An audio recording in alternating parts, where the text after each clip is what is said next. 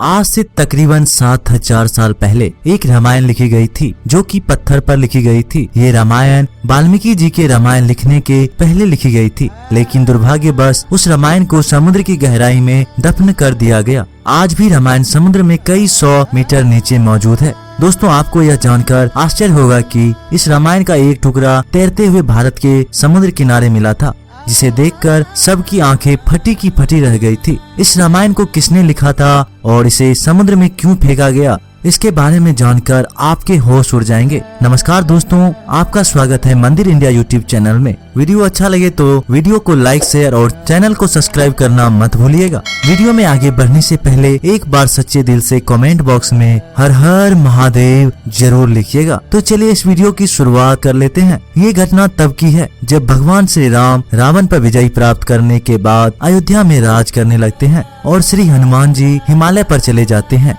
वहाँ वे अपनी शिव तपस्या के दौरान एक शिला पर प्रतिदिन अपने नाखून से रामायण की कथा लिखते हैं। इस तरह उन्होंने प्रभु श्री राम के महिमा को उल्लेख करते हुए हनुमत रामायण की रचना की थी। कुछ समय बाद महर्षि वाल्मीकि जी ने भी वाल्मीकि रामायण लिखी और लिखने के बाद उनके मन में भगवान शंकर को दिखाकर उनको समर्पित करने की इच्छा हुई। वे अपने रामायण को लेकर वो भगवान शिव के धाम कैलाश पर्वत पर गए। वहाँ उन्होंने हनुमान जी को और उनके द्वारा लिखी गई हनुमत रामायण को देखा। हनुमत रामायण के दर्शन करने के बाद वाल्मीकि जी आश्चर्यचकित हुए और निराश भी हुए। वाल्मीकि जी को निराश देखकर हनुमान जी ने उनसे उनके निराशा का कारण पूछा, तो महर्षि बोले कि उन्होंने बड़ी ही कठिन परिश्रम के बाद रामायण लिखी थी, लेकिन आपकी रामायण देखकर लगता है कि अब मेरी रामायण उपेक्षित हो जाएगी, क्योंकि आपने जो भी लिखा है उसके समक्ष मेरी रामायण तो कुछ भी नहीं है। वाल्मीकि जी के चिंता का हमन करते हुए श्री हनुमान जी ने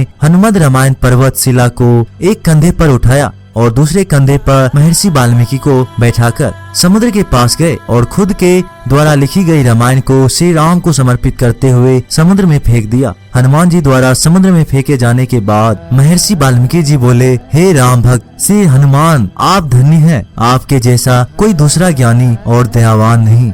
हे हनुमान जी, आपकी महिमा गुणगान करने के लिए मुझे एक बार जन्म और लेना होगा और मैं वचन देता हूँ कि कलयुग में मैं एक और रामायण लिखने के लिए जन्म लूंगा और तब मैं ये रामायण आम लोगों की भाषा में लिखूंगा। माना जाता है कि रामचरितमानस के रचयिता गोस्वामी तुलसीदास जी और कोई नहीं बल्कि महर्षि वाल्मीकि जी का ही दूसरा जन्म था। तुलसीदास जी अपने रामचरितमानस लिखने के पहले हनुमान चालीसा लिखकर हनुमान जी का गुणगान करते हैं और हनुमान जी की जो प्रेरणा से वे फिर से रामचरितमानस लिखते हैं। कहते हैं कि कालिदास के काल में एक पट्टिका को समुद्र तट के किनारे पाया था, जिसे सार्वजनिक स्थान पर टांग दिया गया था ताकि विद्यार्थी उस पर लिखी गिरलिपि को पढ़कर उसका अर्थ निकाल सके। ऐसा माना जाता है कि कालिदास जी ने उनका अर्थ निकाल लिया था और वो ये जान गए थे कि ये पट्टिका और कोई नहीं बल्कि हनुमान जी द्वारा रचित हनुमत रामायण का ही एक अंश है, जो कि जल के साथ प्रवाहित होकर यहाँ तक आया है। महाकवि तुलसीदास जी की हाथ वही पट्टिका लग गई थी।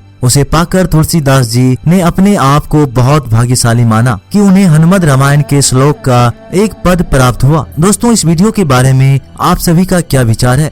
अपनी सभी विचार हमें कमेंट बॉक्स में जरूर बताइएगा। वीडियो अच्छा लगे तो लाइक, शेयर और चैनल को सब्सक्राइब करके बेल आइकन को जरूर प्रेस कर दीजिएगा। तब तक के लिए नमस्कार, टेक केयर।